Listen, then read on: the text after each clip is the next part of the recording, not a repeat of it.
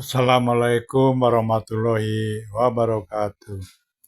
Saudara saya sekalian, bicara tentang si monyet Rizik Syihab ini nggak ada habis-habisnya.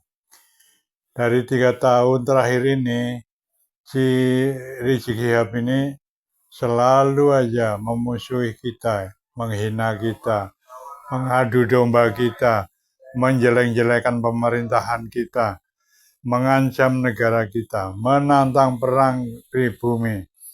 Ini mereka si Rizik Syihab ini, si monyet Rizik Syihab ini seolah-olah dia itu merasa paling hebat.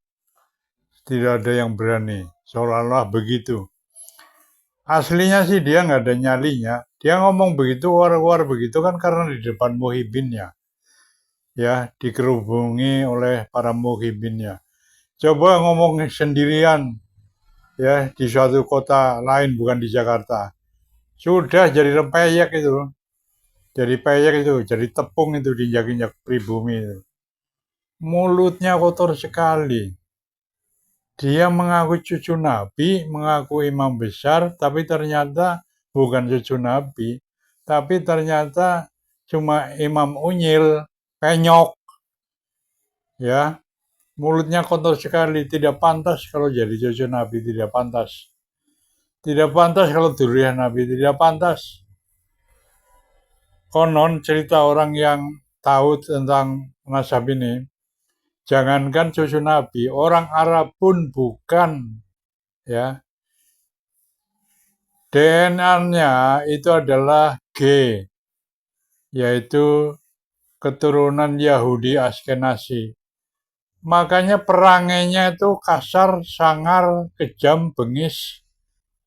Kalau Rizik Syihab hidup di zaman Nabi, paling dia itu satu gerombolan dengan Abu Jahal ini, Abu Lahab ini. Satu geng dengan Abu Jahal ini. Ini orang-orang begini nih tidak ada halus-halusnya, hatinya kasar, mukanya aja ya terlihat sangar, bukan muka orang yang dingin, orang yang adem, orang yang ngalim, orang yang berilmu, bukan. Tapi Rizik Syihab, Bahar Smith, dan Habib-Habib yang suka menghina pribumi itu mukanya muka orang jahat. Ya, bukan muka orang yang berilmu tinggi, bukan muka orang yang ngalim, ya, apalagi ulama ya. Jadi mukanya bukan muka ulama, bukan. Muka ya itu muka monyet, muka bajingan, muka bangsat. Nah, Gus Dur kan dulu pernah ngomong kalau Indonesia pengen aman, tangkap itu si Rizik. Ternyata benar. Ternyata benar apa yang diucapkan oleh Gus Dur. Sampai sekarang coba Anda perhatikan. Si monyet Rizik Syihab itu kerjaannya hanya memprovokasi masyarakat supaya membenci pemerintah. Memprovokasi masyarakat supaya kita berperang antara pribumi dan pribumi. Jadi si monyet Rizik Syihab ini adalah pengadu domba. Ya. Jauh sekali dari kata ulama, jauh sekali dari kata cucu Nabi, jauh sekali dari kata masih duriah Nabi. Ini orang yang percaya si Rizik Syihab itu duriah Nabi, ya itu orang bodoh aja. Ya mungkin bodoh, SDM rendah, sulit disadarkan karena sudah terdoktrin mati, terpatri di hatinya. Untuk itu ayo kita lihat video berikut ini. Ini lagi-lagi berhadapan. Nanti saya yakin nih Rizik Syihab nanti ngumpet lagi nih. Nanti pura-pura apa lagi, sakit lagi, apa lagi. Ada pernyataan mengajak perang yang didengungkan oleh Rizik Syihab. Pernyataan perang yang saya tanyakan, perang dengan siapa? Lawannya siapa? Kalau seandainya lawannya adalah sesama umat Islam, secara syariat Islam dan agama Islam, apakah layak perang itu disebut jihad fi sabilillah ketika yang diperangi itu umat Islam? Tidak layak. tidak layak. Jadi perang lawannya siapa? Sama umat Islam. Kalau sampai mau perang, jangan sesama orang Indonesia. Orang Indonesia sudah Islam. Perang di Palestina. Oh iya. Perang ikut ke sana. Kalau mau perang. Jadi jelas pernyataan Rizik Syihab itu, saya sebagai ketua PWI, saya sangat menyayangkan sekali, dan itu adalah perilaku anak kecil.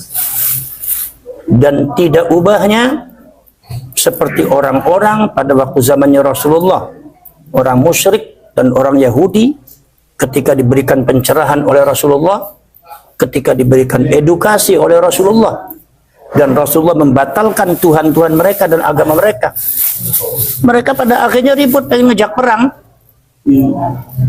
menjelek-jelekkan, mengintimidasi Nabi Muhammad, sahabatnya juga diintimidasi, dipersekusi, juga ada yang diculik, dibunuh bahkan.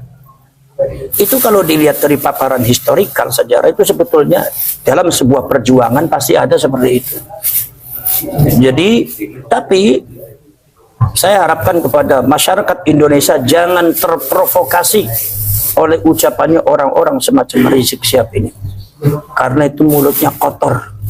Itu bisa menyebabkan perpecahan di dalam bangsa Indonesia, bisa akan menimbulkan kekacauan di bangsa Indonesia ini, bisa akan menimbulkan satu pemecahan kesatuan dan persatuan, menghilangkan kesatuan, dan berbahaya ini untuk bangsa Indonesia ini. Seberat apapun kita nggak usah lah model kayak gitu. Bukan berarti kita nggak berani, urusan berani. Zaman sekarang tuh nggak ada yang nggak berani. Tapi bukan itu solusinya. Kami ini berjuang hanya untuk mencari kebenaran. Anda mengklaim sebagai cucunya Rasulullah, data Anda mana? Kenapa tes DNA-nya seperti itu? Hanya itu aja dijawab. Udah selesai. Kalau memang seumpama Anda itu tidak terbukti sebagai cucunya Rasulullah, ya udah, jadi umatnya Rasulullah. Fastabiqul khairat, kita juga menghargai kok. Itu karena apa? Itu karena perasaan orang-orang semacam itu adalah mengaku dirinya sebagai cucunya Rasulullah. Klan yang mulia yang lain itu adalah di bawah mereka. Akhirnya ketika ada orang yang muncul menolaknya, mereka akhirnya kayak gitu, teriak-teriak ngajak perang. Akhirnya kemudian mengajak para muhibbinnya. Ini lagi-lagi berhadapan. Nanti saya yakin nih Rizik Syihab nanti ngumpet lagi nih. Nanti pura-pura apa lagi, sakit lagi, apa lagi. Jadi yang maju muhibbin. Muhibbin itu adalah rakyat Indonesia, itu yang kalian harus tahu. Muhibbin adalah kawan-kawan kita, saudara-saudara kita. Nah, kalau perang antar orang Indonesia lagi yang berdarah-darah, rakyat Indonesia yang kena lagi berdarah, yang jadi korban akan rakyat Indonesia, maka saya larang. Apa ini?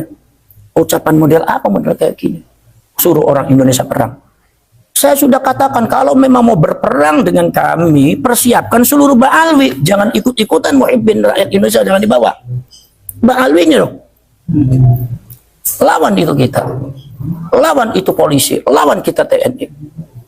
Kalau Anda katanya pengen mendirikan Indonesia bersyariah, berkolaborasi dengan para khilafah-khilafah yang katanya mengklaim Islamiyah, pengen membongkar, merongrong Pancasila, merongrong kesatuan dan persatuan, merongrong nama baik pemerintah, nama baik presiden, merongrong harga diri daripada kepolisian dan TNI, merongrong semuanya yang tidak sesuai dengan tujuan-tujuan Anda.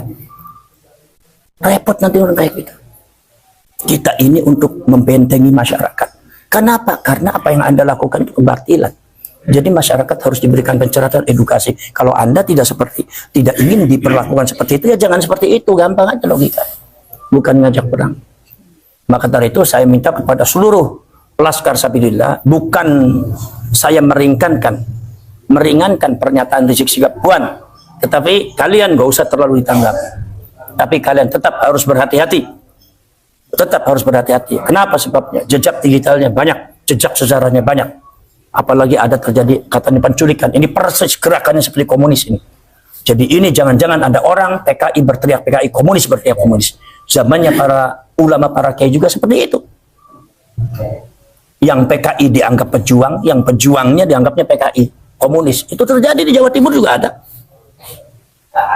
Jadi artinya apa? Ini fitnah seperti ini gelontorkan itu sejarah akan berulang seperti itu. Pada waktu zamannya komunis juga seperti itu. Dan itu yang harus kalian pahami. Maka hati-hati. Tapi kalian nggak usah terlalu menanggapi terlalu serius. Tapi kalau seumpama mereka betul-betul melakukan pergerakan-pergerakan yang akan merongrong kesatuan dan persatuan bangsa, yang akan menghancurkan bangsa Indonesia ini, yang akan menghancurkan para ulama, para kiai, kalian saya minta Laskar Sabila harus berada di garda terdepan untuk bisa menolak dan blokir mereka. Bekerja sama dengan TNI, bekerja sama dengan kepolisian. Tapi kalian harus tahu, kepolisian dan TNI juga banyak yang ambivalen. Sebab apa? Ada juga yang muhibbin kepada mereka. Dan ini akhirnya pembelaan terhadap pejuang-pejuang bangsa dan negara ini kadang-kadang agak lemah. Maka kita harus paksa mereka sebagai benteng bangsa Indonesia. Kepolisian dengan TNI dan pemerintah kalian harus bekerja sama. Karena apa? Karena ini sangat membahayakan kalau sampai itu terjadi. Jadi kan Gus ya, berkaitan dengan ajakan perang, kalau dia tetap memaksa, kita tetap layanin. Nah, ya. Lantas kira-kira bekal apa terus yang harus dipersiapkan untuk Laskar Sabilillah berkaitan dengan ajakan perang? Wa'iddu lahum lakum min quwwah. Wa'iddu lakum min quwwah. Persiapkan kekuatan kalian. Maka salah satu perjuangan kalian yang paling penting untuk melawan mereka satu adalah perjuangan penguatan organisasi. Perjuangan kalian adalah bagaimana kalian melantik, membuat kepengurusan dari mulai tingkat kecamatan sampai tingkat kampung.